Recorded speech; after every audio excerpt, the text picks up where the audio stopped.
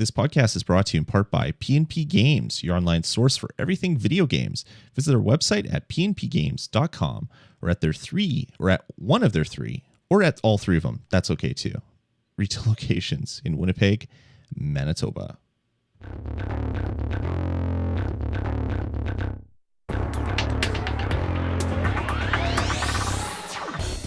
Alrighty, everybody, and welcome to the Touch of Gaming podcast. This is episode number 151. Recording this on Thursday, the 3rd of October, 2013. As always, I'm your host, Lloyd Hannison. And with me this week, Jared Schultz. Jared, how's it going? It's going all right. Just everything smells like gas.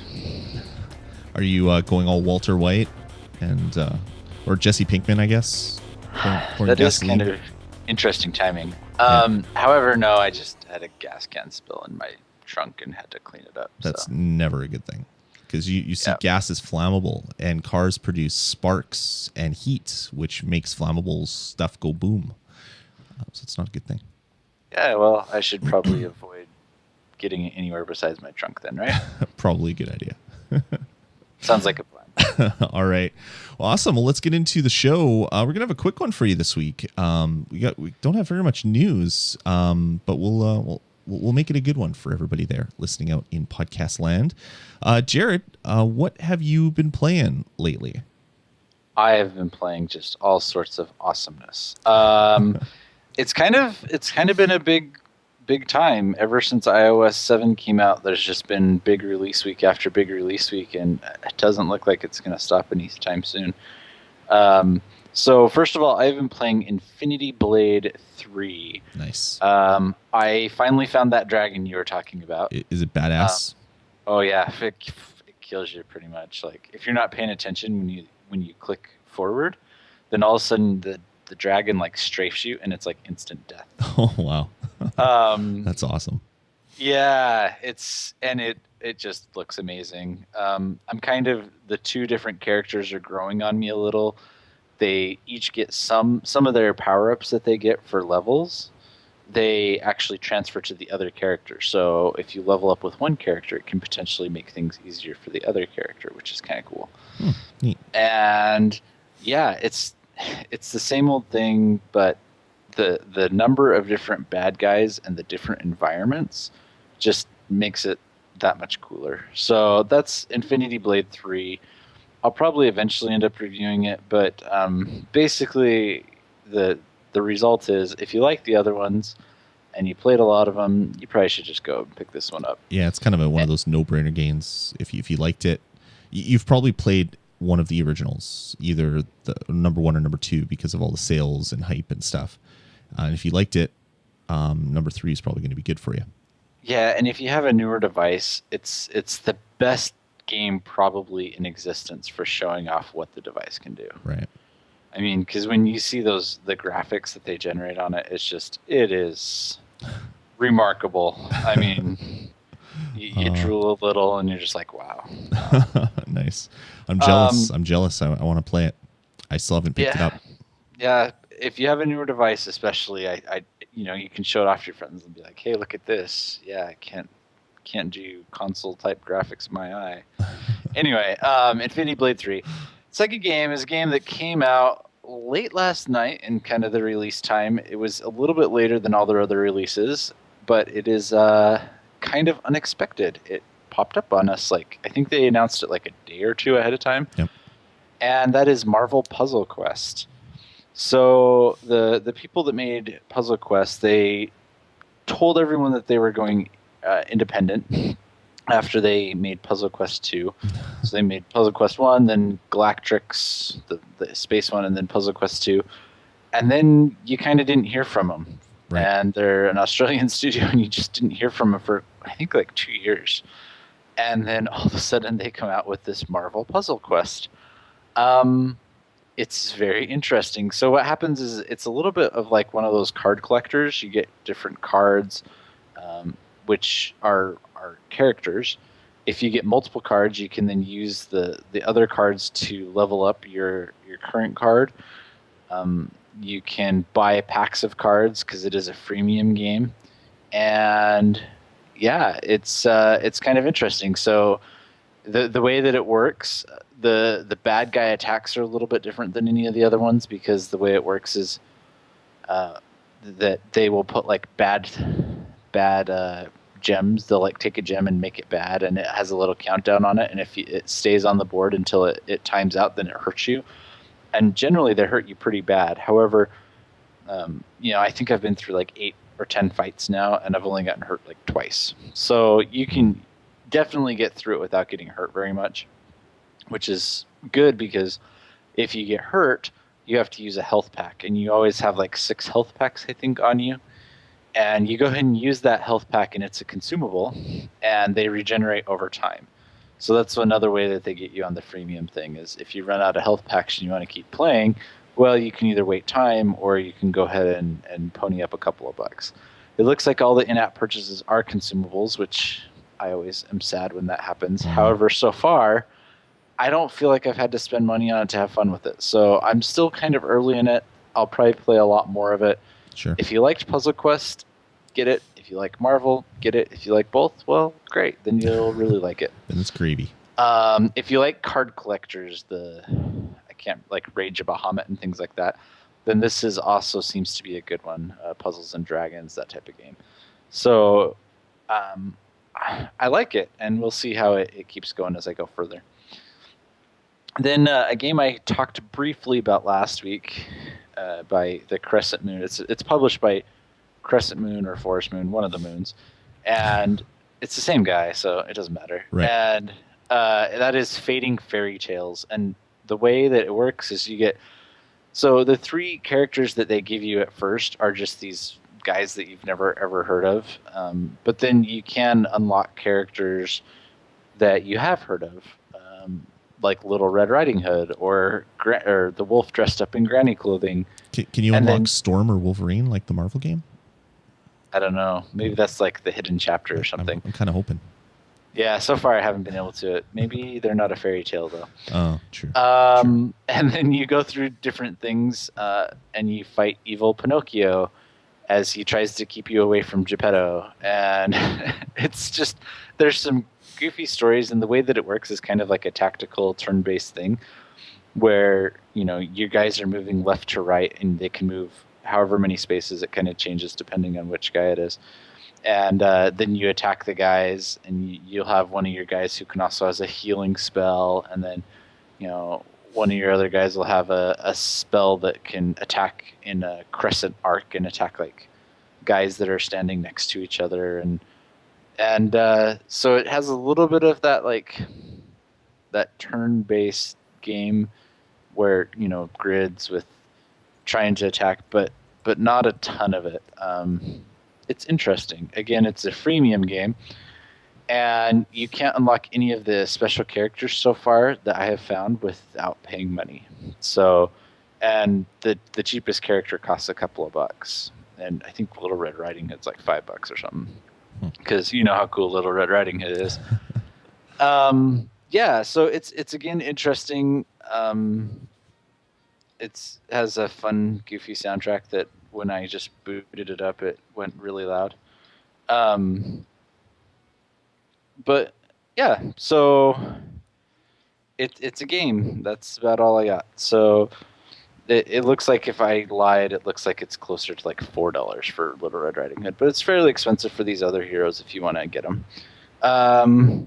Yeah, I'll probably be playing it more, so we'll see if I have more insights on it. Sure.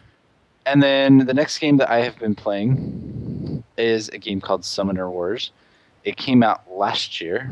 However, it is an adaptation of a board game. I bought this board game because I really, really like board games. I think I've told you that many, many times. And I finally got to play this one about 2 weeks ago. And I had a really hard time learning it from the app. However, when I actually played the physical board game, I really, really liked it. And then once I knew how to play, I went back to the app, and I'm really enjoying the app. It's a lot of fun. I just wonder if it was the best way to teach somebody the game. Right. So I would really, really like to play with other people. I think it's free out there for the first 2 decks. So if you're interested, let me know. and I would be happy to start a game of Summoner Wars with you because it does have that asynchronous play, and I think that that's where it really shines because it's not like there's a single player campaign or anything like that. They do have that you can play against the computer and, kind of pick what deck they're going to play. But yeah, so basically you're a summoner and you move your characters around a little battle grid, and there's walls that make up some of the terrain, though you can't actually break down the walls, and your goal is to kill the other guy's summoner with different attacks. And you have ranged attacks, and you have guys that can only attack right next to each other, and then there's tons and tons of special powers. So it's a really interesting little game. I really like it so far. And like I said, though, I'm not positive it has the best learning curve. So you may have to go watch a YouTube video or something to figure out actually how to play the game. Like most board game apps, if you know the original board game, you're okay. If you don't, the tutorials aren't usually the best. Yeah, it's just sometimes a little hard to grasp. And then the last game that I wanted to quickly talk about, well, I probably won't talk about it much because I've talked about it before, is Where's My Water 2? I think that because of the way that it works, I am actually playing this game longer because I don't want to pay money for it. Right. And so I will play 4 or 5 levels. The one really annoying thing, though, is if you don't quite get a level and you have to restart it a few times, each time uses your energy.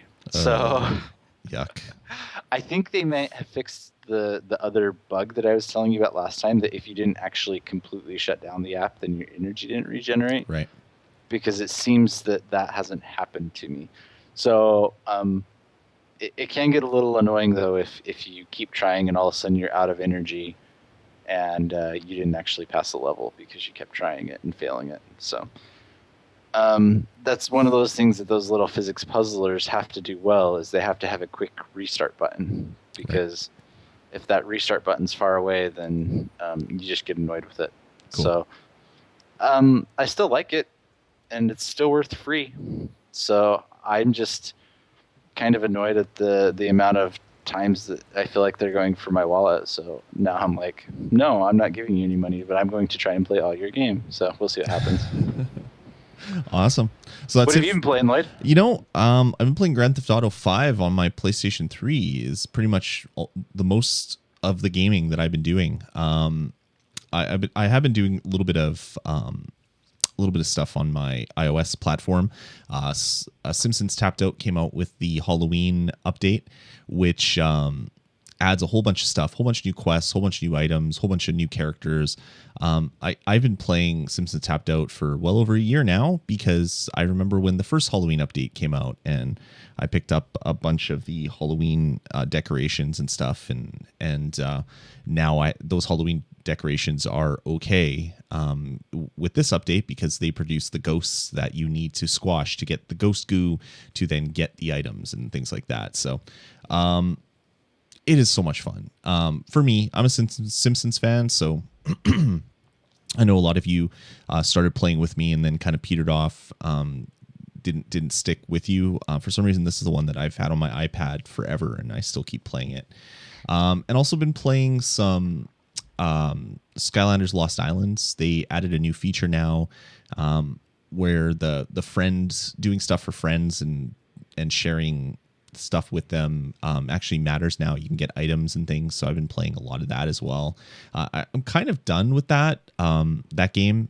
We'll see what happens when Skylanders Swap Force comes out, if they update it or do something new, because that one's kind of being played less and less and less, but still having fun with that one. Picked up a game called Little Galaxy, and I think it was $1 or $1.99. And it's one of those games where you're rotating around a sphere, and if you tap the screen, you launch yourself from the sphere. But it's really kind of interesting. They have quests in the system, kind of like a jetpack joyride. So you have to do X number of things to then unlock the next level, and then each of the levels increases your multiplier and stuff like that. It's a lot of fun. It's really kind of cute. You're this little kid in a spacesuit, and you're jumping from planet to planet. And the planets look almost like what is it, Super Mario Galaxy kind of. So they all have like these interesting textures on them, and they're all like different shapes and things like that. Definitely a lot of fun. Worth picking up if you're looking for just a simple game that you can play with one finger, because that's what this game can do. And of course, if you miss, you fly off into space and then reappear at the bottom, and you can start again. But yeah, it's a lot of fun. I'm really quite enjoying it actually, which is something that I haven't. So it's like a high score game? Yeah, it's a high score game. It's like there's a game called like Mini Ninjas or something that was pretty much the exact same game as this. You rotate around a sphere, hit a button to launch to another sphere. This one has a little bit of different things, because if you get further in the game, eventually you start getting like suns that will appear, and they have a gravitational pull, so you have to kind of arc your launch, kind of like if you're playing Angry Birds or whatever, Angry Birds Space. It has some of those kind of feeling physics, feel very much like the Angry Birds Space kind of physics. So not entirely true to life, but still a lot of fun. So been playing that. It's one of those games where you can pick up, play for 5 minutes and put away. It's a high score game, so it's really been a lot of fun. Besides that, I've been playing, and I'll review today, Boson X, which is a really interesting autorunner, which now I'm entirely sick of autorunners, but this game does something entirely different, which makes me want to play it more and more and more and more. So we'll get into that when I do my review. Cool. All right, man. I think that's going to about do it for what we've been playing. Let's get into news. First up, Warhammer Quest. Their huge content update dropped this week. It's $5 to buy the update. It's more like an expansion pack than an update. But this basically unlocks a whole bunch of content. It's called the Brutal Tribe. And it's a whole new region, a whole bunch of new quests, and a whole bunch of other premium unlockable content as well. So the update is $4.99, and then there's other premium stuff on top of it. So different characters like the Shadow Warrior, an Ogre, a Bright Wizard, and yeah, a bunch of stuff. Your level cap has also been increased in this update. So if your characters were capped at level 6, you can now go to level 8. A whole bunch of new different types of weapons and armor and treasure to find. Seems like a huge, substantial update. So if you were playing Warhammer Quest by Rodeo Games, you definitely want to check this one out if you're into the whole Warhammer mythos. Definitely a lot of content to keep you busy. Yeah, it's pretty cool. I was looking at it, and there's lots of new characters, and I don't know. I've been kind of debating picking it back up and playing through some of this as well. We'll see. Yeah, exactly. Cool. All right. Let's move on to our last news item. Oh, come on. Ads, don't play music. And this is, we kind of talked a little bit about it last episode, and that was the Logitech gamepad, which was basically rumored, and it's now been updated with actual screenshots. So if you're into looking at kind of pre-release hardware, you can check it out. If you're watching the video, you can see it on your screen right now. If not, we'll post a link to it in the show notes. And this is EVLeaks came out with this image, and it looks like it almost looks like a Game Gear, kind of stretched out with a big iPhone 5 in the middle in the screenshot. Kind of interesting looking. It's a Bluetooth MFI controller. It's the first one that's going to be coming out, and it's interesting. It doesn't have any analog sticks. It just has a D-pad, 2 shoulder buttons, 4 face buttons, and it looks like a select start kind of button on there as well. I don't know. Kind of interesting. What do you think? Is this something that you would buy if you had an iPhone 5, Jared? Yeah, so I'd be really tempted. I like the look of it. Like you said, I kind of was hoping for analog sticks of some sort, but I think that probably part of the reason they didn't do that is because they wanted to make it, very, very good at fitting in your pocket. Sure. Although I don't know if this would actually fit in your pocket unless you have a pocket that is about a foot long, because it adds a good couple inches to each side of your iPhone. By the looks of it, I mean, it doesn't look too huge, I guess. I was hoping more for a device like this, like my 8-bitty, which I can just carry around with me and turn off when I'm not using. But this could be interesting. It obviously it's not usable with your iPad. It's just it's going to be meant for whatever device it's meant for. So iPhone 5, iPhone 5S. Not the end of the world, but yeah, it looks interesting. A couple more screenshots, or one more at least, showing kind of like a profile of what it looks like. It looks interesting. I kind of dig it. I want to know how much it's going to be. So hopefully Logitech will announce prices soon. I think something like this would probably be like $49.99 will be kind of the price point for it. I can't think of it being too much more. Less would be okay, but I guess we have to kind of see when more information comes out. But yeah, it looks like an interesting little device. First of, I'm sure, many MFI controllers that will be coming out for iOS 7. And it's really cool to see all the games that support them already. So you'll be able to buy this controller, and next thing you know, you'll have potentially like a dozen games on your iOS device that will just support it because it's already been updated to support devices like that. So kind of a neat thing. If you didn't see it in the video, if you're not watching live or watching on YouTube, we'll post a link to that device on the show notes. Yeah, I definitely think, though, that it's a good start, and I hope that just the whole API thing means that a lot more games are going to support it. So we'll see what happens. Yeah, exactly. It's interesting. I'm really kind of looking forward to something like that. So we'll see what happens when it releases. All right, Jared, what do you say we get right into our reviews? That sounds fantastic. All right, what do you have for us this week, Jared? So my review is a little game that I talked about a few weeks ago, but I actually, it was the one that I played that I pretended I was Canadian for. It finally did come out, and that is Cavemania. That's all one word if you're trying to look for it. I know it sounds like it should be 2 words, but it's not. So Cavemania is an interesting mix because it's kind of hard to put necessarily any particular genre on it. It's definitely a match 3 game. However, it's a match 3 game with a pretty significant twist. And that is because the way that it works is you're constantly, like, bad guys will pop onto your board, and then you are able to use the resources that you collect, be they wood or stone or crystal or whatever, to create guys. And if you stick them next to your opponents, then you'll actually fight each other. They'll go and spend the end of their turn to attack each other.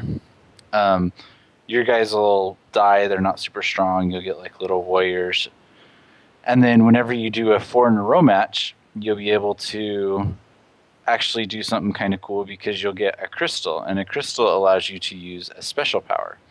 So the special power is pretty cool because you use that little crystal, and like, for example, later when you get the archer, it'll fire 3 arrows at the guys that are in that direction instead of just 1.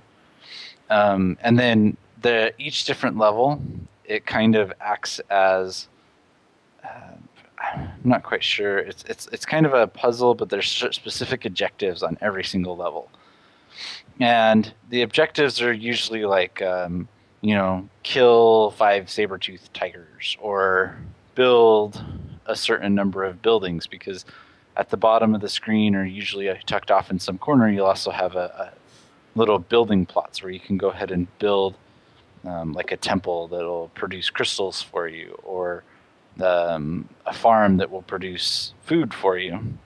And it's really, really cool because it has like a little bit of that civilization building, while at the same time also having kind of that simple match 3 gameplay to it. Additionally, throughout the game, you'll be connecting gold pieces, and you can then turn those gold pieces into enhance your guys, whether that be make them have stronger attacks or stronger special attacks or more life.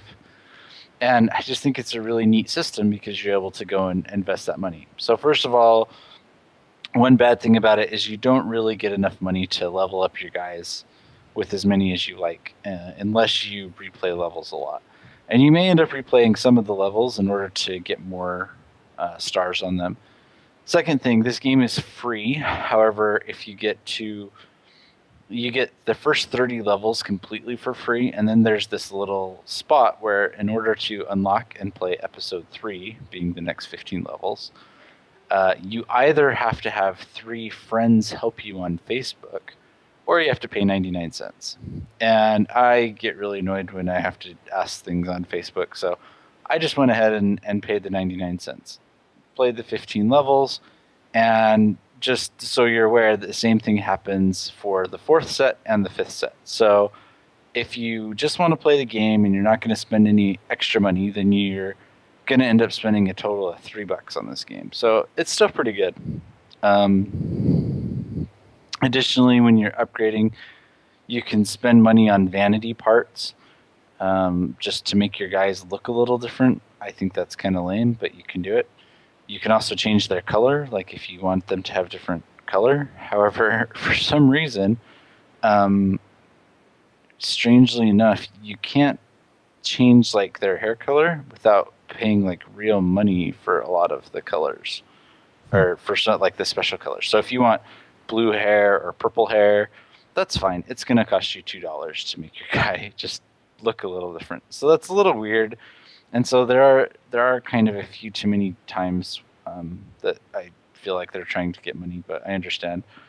It also looks like they're trying to support this game quite a bit. So if you look, there are quite a few other opportunities to go ahead and upgrade. There also looks like they're going to try and bring out new units that you can play with. I would expect that if they bring out new units, that means that they're going to bring out new levels, which will cost more money. But yeah, I really like this game. I enjoy it. For me, it kind of reminds me a little bit of that game from last year. Dang it, I'm not going to remember what it is now. Where you'd have to go farm and then you'd mine. Yeah. I can't remember. Puzzlecraft. Yes. Puzzlecraft. So it kind of reminds me a little bit of that. I feel like it's one of those games that, you know, appeals to kind of that casual audience, but yet also has the appeal of being able to play around and dig into those systems. And maybe if you're not doing very well, you can save your money up and upgrade your guys so that they'll hit a little harder. And it does have a couple of other times when it feels like they are just begging for money. At any time, I think you have 5 lives when you load it up. And if you lose a level and aren't successful, you can either pay in coins. I don't think you have to pay real money, but for a chance to add 5 turns, or you can you don't do it and you lose a life. And when you run out of lives, you're done playing. It's a little bit like Candy Crush, that if you lose so many times that you're done, and then you have to go ahead and wait the time for your lives to regenerate.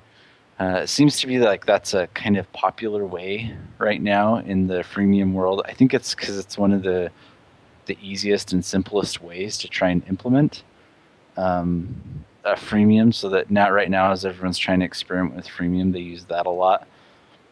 I personally don't think it's a very good one because I don't know. For me, it takes me out of it so much that often it makes me put away a game rather than pay money. So I don't know.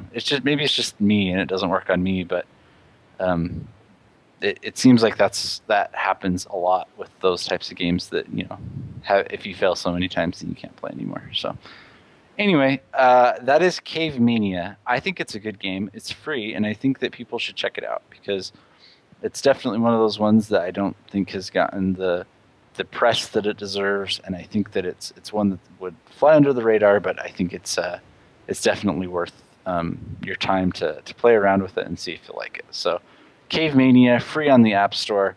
I'm going to give it a 4 out of 5 because the freemium is a little bit much at times, but like I said, at free, you should check it out. Cavemania. Awesome. All right, thanks, Jared, for that review. And let's get into my review for this game. I'm going to do a review of a game called Boson X. It's an autorunner. And I'm tired of autorunners. Autorunners, if you're not familiar, they're like Cannibalt, or they're like any of those games that came out, like Rayman Jungle Run, and a bunch of other ones came out. And you're always running, whether it's a 3D one that you're running into it, or whether you're out running side to side. That's kind of what the games are. So Boson X is a little bit different. You're running into the screen, and it's a 3D world. And it's a 3D world that's made out of polygonal little shapes. Very much like, say, a super hexagon. And this game probably has more in line with super hexagon, or more it's more like super hexagon than it would be from, say, Cannibalt. And basically what the game is you are you're a scientist, and you've entered a particle accelerator, and you are basically controlling the collector beams, or the collector sensors that are running along the beam, trying to find new particles. And you do that by running into the particle beam. When you're playing the game, you control it really easily. You tap on the left side of the screen to turn left, and it's basically it's like an octagon that you're running in, sort of. There's not always things in each of the quadrants or octagonlets or whatever. There's not always stuff there, but that's where all the different spots you can run in are. So you hit left to go left, you hit right to go right, and then if you hit both sides of the screen at once, you jump. And if you hold down jump, you'll float for a certain set of time, depending on how fast you're running and the various game mode that you're in. And that's essentially the game. When you first play the game, it has one game mode unlocked. And then you are basically playing the game to try to gather enough information about a new particle to discover it, and then it unlocks a new game mode. So when you're first playing it, like I said, there's only one locked, and then as you're playing the game, you're looking for blue panels, and when you run along blue panels, a little percentage fills up at the top right of the screen. If your percentage gets up to 100%, you unlock an experiment. So I have 4 of the 6 unlocked. And the reason why I'm reviewing it with only 4 of the 6 unlocked is because this game is hard as heck. So the first one is Geon. So you discover a particle, and then you uncover a particle called the acceleron. And then, so each of the experiments, there's 6 experiments, they give you different stuff to do. So the first one is basically simple. There's just platforms, and you're jumping from platform to platform. But then when you get to acceleron, so not only is there like normal colored places, little things that you're running on, and the blue ones that you're collecting, there's red. And what the red ones do is when you jump on them, they make all of the other platforms kind of spread out. So it makes all your jumps different. So you have to time landing on red for just a split second so that it doesn't make it impossible to jump to other ones. You beat that one, then you basically go to what is it? Radon, I think is what it is. I got to abandon this one. So Radion. And what this one has in it is it has a whole bunch of moving platforms, and you don't really know where the platforms are going to be until they've stopped moving. So you see them kind of swirling, and then they eventually will slow down and jump to a point where you can go, where you can go onto it. After that one, there's Gravitron or Gravion, and that one has a bunch of little spinning walls. So you have to jump to a platform that's in between blocks usually. And if you don't do it perfectly, you hit a block and you die, or some of the platforms in this one disappear.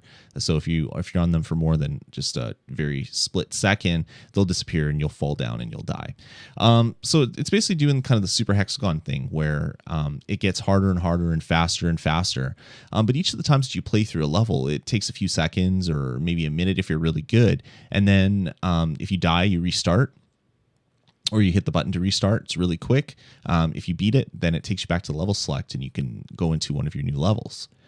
And that is essentially what Boson X is. It's super simple, but it's super addictive, super stylish. Like it's kind of retro, kind of polygon graphics. Looks like some of the first kind of 3D games in style.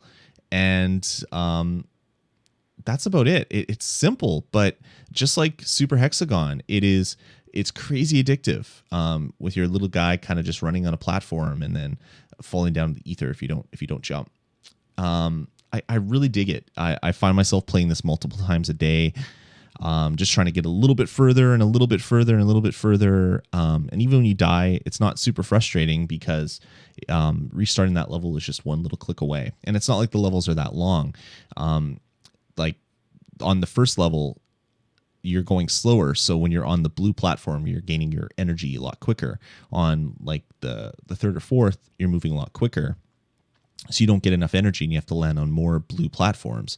But each game doesn't take very long to get through, and this game is just so addictive. I mean, I find myself thinking about it when I'm not playing it. One of those games where it's kind of always in my head. Really, really enjoyed it, and I'm still going to enjoy it, and I'm going to unlock the rest of the levels, even though I haven't yet. I'm going to prove to myself that I don't suck entirely at video games, and I will go as much as I can to unlock these ones.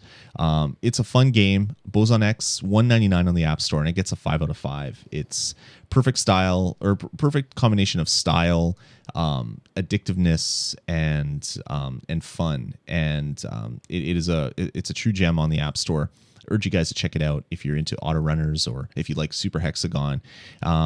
Jay Carguth in chat room's asking how to spell it. It's Boson, Boson space X. And then I'll post a link to the show notes as well, so you can check it out. But yeah, it is definitely a lot of fun. Definitely worth checking out if you have an iOS device. It's universal, so you can do it on your iPhone or iPad. Boson X, $1.99 on the App Store, 5 out of 5. Cool. All right, Jared, that's going to about do it for the show. Thanks for joining me. It's always a pleasure. It was a lot of fun. We will talk to you guys in about 1 week's time. So I'm just getting my sound set up so I can actually play them. We'll talk to you in about a week's time. Take it easy. Enjoy the games out there on the App Store. We want to hear from you guys. You can email us, vgpodcast@gmail.com. Call our voicemail line, 505-VG-Podcasts, or follow us on Twitter and send us messages. I'm at Dasme on Twitter. Jared is at the Quacko, and he's staring at his phone intently, playing games while I'm talking the entire time. Jared. Maybe. Busted. But yeah, we want to hear from you guys, so we can answer your questions in future episodes of the show. But yeah, until next week, take it easy and have fun playing those games. Later. Bye.